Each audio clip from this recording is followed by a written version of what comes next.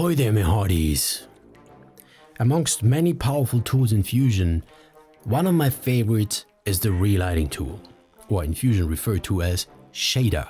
Now, from a technical point of view, shader is the appropriate term, simply because Relighting is just way more complex and involves shadows and occlusion, and this is just stuff that you don't get with the Relighting. So for the sake of this video, let's just stick to Relighting.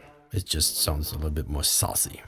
So for all of those who are new to this whole madness, I know that most of you know what Relighting is, but for those who are new, Relighting is the process of faking lights into a pre-rendered image without having to go back to your 3D application or through the whole 3D lighting and shading pipeline. Therefore, cost effective. Although it sounds very appealing, right? It's good to know the disadvantages that come with it, or the limitations, I should say. Because we're a little bit optimistic, just a little bit, let's start with the advantages. First of all, almost no render time. Oh, that's good. That's good. That's really good. Second, quick and easy to set up. Third, it also can be used as mask. You don't have to use it as a relight or as a light. The last one, maybe the last one, there are probably more. One of my main reasons why I like this tool is simply because it's a very creative approach on reshaping your image. And me as a traditional artist, I come from the pixel era, the airbrush era, and painting. For me, I really like the approach of a painter. Sounds good, doesn't it? But what are the disadvantages, the limitations? Said it again. So the biggest problem of the Relighting is that to date, I think there is no Relighting tool that can do shadows. For example,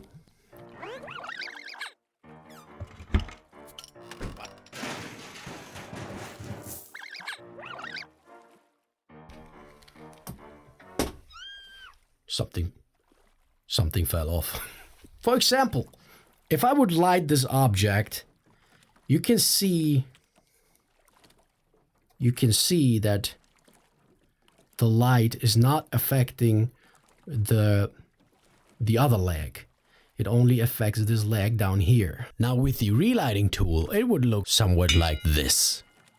This is something that you could probably fake, something that you could work around using other methods and tools. For example, Ambient Occlusion. You could use that to occlude parts that you don't want to be lit, or volume masks. There are many tools that you can use. Another very big problem is the sampling issues that come with Relighting. But there's always a workaround. So the workaround would be to render in double resolution or triple resolution. Either you render everything, your whole beauty, in higher resolution, and resize it down later after the relight, which will apply a sampling to your relight result. So it would almost 100% fix those edge issues or those micro details issues that you will get. Tip right there, if you do render your whole beauty in a higher resolution, you can reduce the anti-aliasing, the sampling, because you're going to resize it down anyway. That will increase your render speed. If you decide to render only the technical passes, then you don't need super sampling anyway. They're rendered out super quickly. So you can render them out in a triple resolution if you want. And the last limitation that I can think of, I'm sure there are more, is you have only a directional light with no fall off whatsoever. So your light will hit everything at a certain angle. So I think there is a Relighting tool in the Sapphire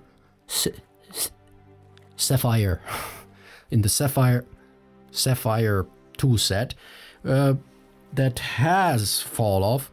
But if you're willing to spend a few $1,000, then you go ahead and do that. Let's go back to the term Relighting. Now, Relighting can be very confusing for people, especially to the new ones, to the madness. Because Relighting does not mean that you relight your scene. Relight means you take that light and you just dump it and you create a new one. You know, it's not. the light that is rendered into your image, you stuck with it. It's there. Basically, it's not relighting, it's adding light elements or light details. So, or I use it mostly with rim lights. It's the most believable situations are rim lights because they don't have complex shading or shadows. So they're very easily altered or fixed using an ambient occlusion, for example. So they're very easy to do and look very believable. If you do want to do a proper relighting, then you would have to render out your beauty with all the passes you can possibly get. Don't think about what you need. Just render everything out. Just everything. Just check everything. Check, check, check, check. And if you use Corona V-Ray, I don't know about the other renderers. I think Redshift also supports it. You can render out every single light as a single separate pass. And then, and only then, you can go into Fusion, and if the director says, so that red light, that looks a little bit nasty, looks a little, some dirty stuff going on there, can you dump it? Your answer would be, absolutely. You can just skip that pass, that light pass, and it's gone. Everything is still absolutely correct, accurate. And if you decide to just skip it, you can use your relighting that you created in Fusion, for example. But not only that, for example, you don't have to completely skip that red light. You could say, what if I want to make, instead, what if I want to make this red light just a rim light from the side? So you could create your rim light using the relighting tool, and then you use that as a mask to mask out or isolate that onto the red light. So the red light would basically be only on that relighting rim light, if it makes sense. Okay, so that I use it quite often. It's very effective because you also have the accurate shadows in there in the red light because it was rendered before. Additionally, you can use the shadow pass that you have to exclude the shadow areas from that relighting pass that you create in Fusion. You see, there are like many possibilities out there. You just need to know all these tools, and then you can just put them all together and just go crazy. So, but how does the shader tool work? The shader tool, in order to be satisfied, it wants something from you. What does it want? It wants a normal pass, normal informations. But that's the confusing part, because you might have seen in your renderer, when you check your elements, that there are like several settings what kind of normal pass you want. There are like world space, screen space, ice space, object space, blah, blah, blah, blah, all kinds of spaces out there, and there the confusion starts. Okay, so basically the Fusion Relight tool wants a screen space. But in a project that I worked on, my technical director there, he was combining word space, screen space, and bump normals to create a more accurate relighting.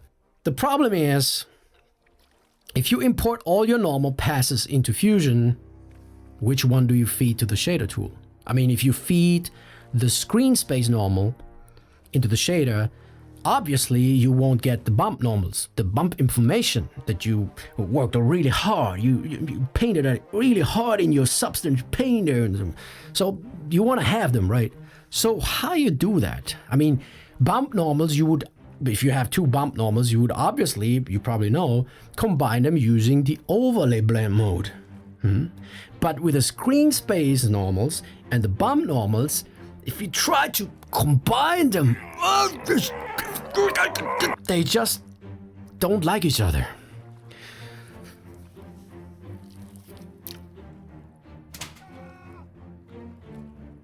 So I reached out to Brian Ray because honestly, I'm not a techie. You're a thief. I knew that it's possible to combine them, but it would need expressions, custom tool, whatever, and it's just out of my reach. So I reached out to Brian Ray, who was kind enough to provide me a solution or the expressions for that, which I will demonstrate in a moment. So if you're techie and want to know what's going on behind the surface, want to know the math behind all this, check out the website and you can have a detailed description on what's going on there. If you simply want to combine those things without worrying about the math behind it, head over to my Patreon. You can download the macro or the comp with the exposed expressions. And if you think that I don't deserve your support, you can just ask Brian Ray. So without further ado, let's dive right into it. Let's dive right into it.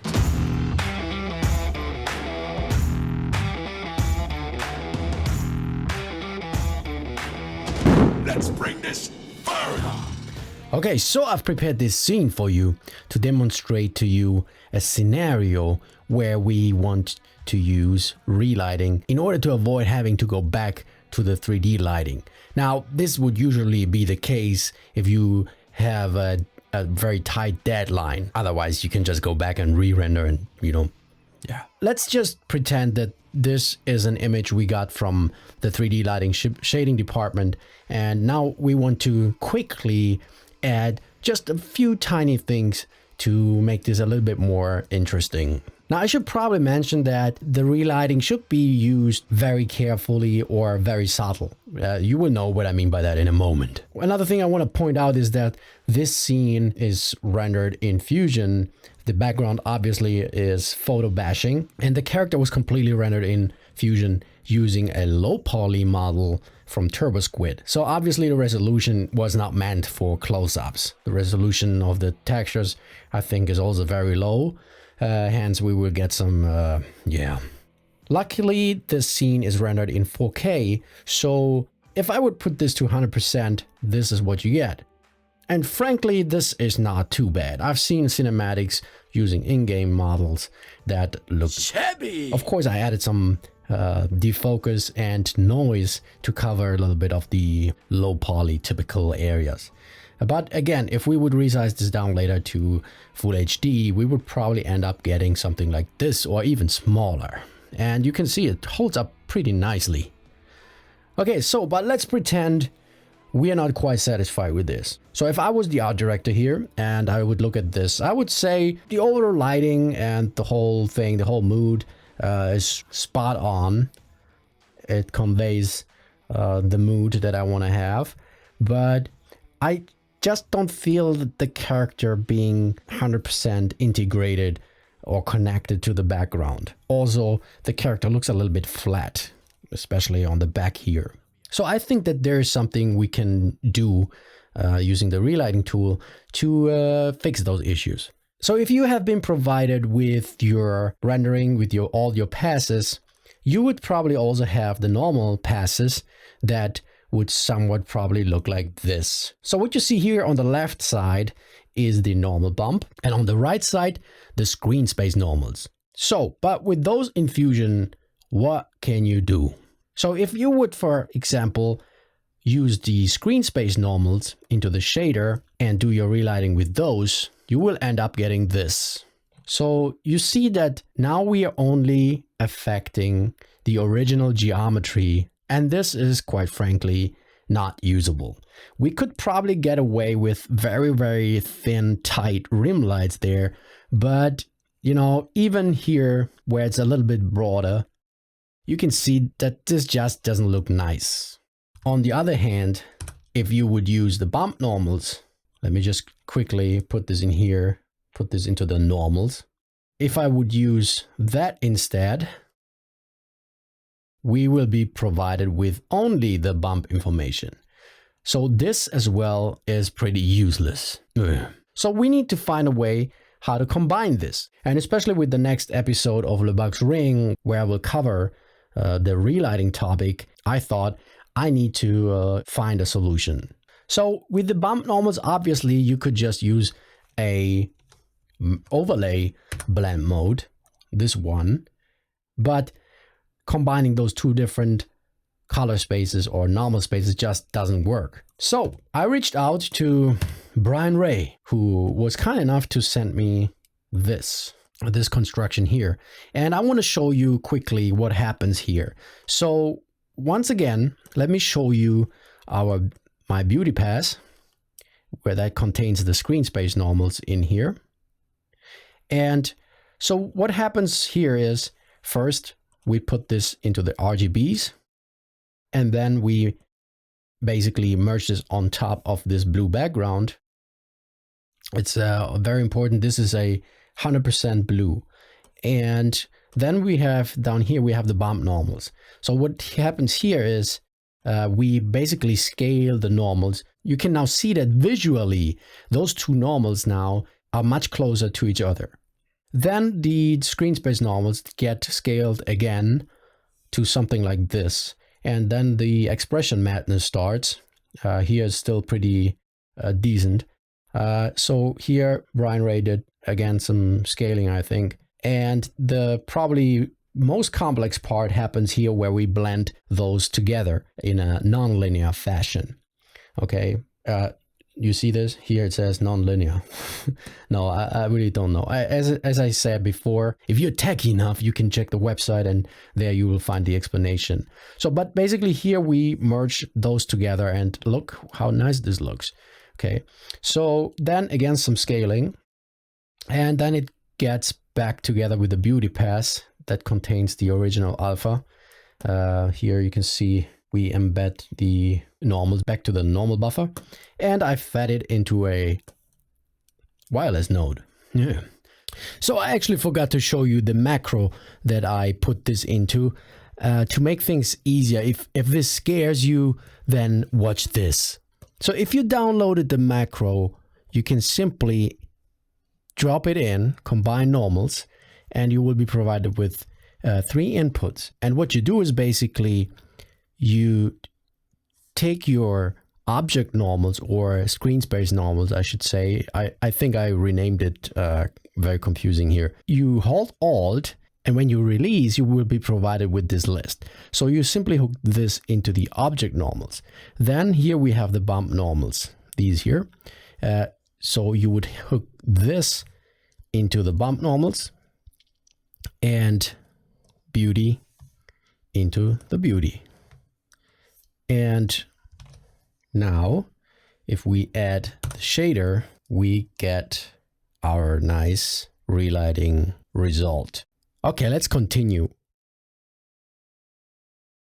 So if we feed this into the shader now, you can see that we get those very nice details here inside the light.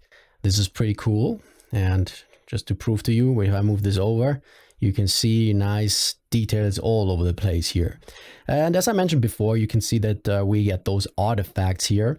But again, this is no problem, as we are in 4K here. So I would rescale this down later and you will get something like this. I mean, this is totally acceptable. I would then basically take this relight element and I would multiply my ambient occlusion on top of that. Now, before I show you the ambient occlusion, I want to show you what I did with it. So I actually used the combined normals to feed them into the ambient occlusion node, which will result in something like this. You see, we can even get some sort of details, although not very clean, but still probably better than nothing, because usually the ambient occlusion would give you only the original mesh contour or shading, or I don't know how to call it. And what I did then is I used another ambient occlusion on top of that and another one. Now it gets pretty nasty here, and I would probably work on this a little bit more. It's important to know that the ambient occlusion in Fusion is still a little bit dirty. Yeah, so I'm just here for this video. I'm just gonna blur this, and again we're gonna resize this down later. What I did then is I multiplied this on top of my relighting pass. Yeah, so you can see here underneath there, under the arm, it gets darker. Now this probably because the sun comes from the front, it would probably illuminate this area here. So yeah, it's probably not accurate at the moment, but this is always like case by case. Yeah, you as an artist, you have to observe your scene, your scenario, and you have to decide whether this makes sense or not.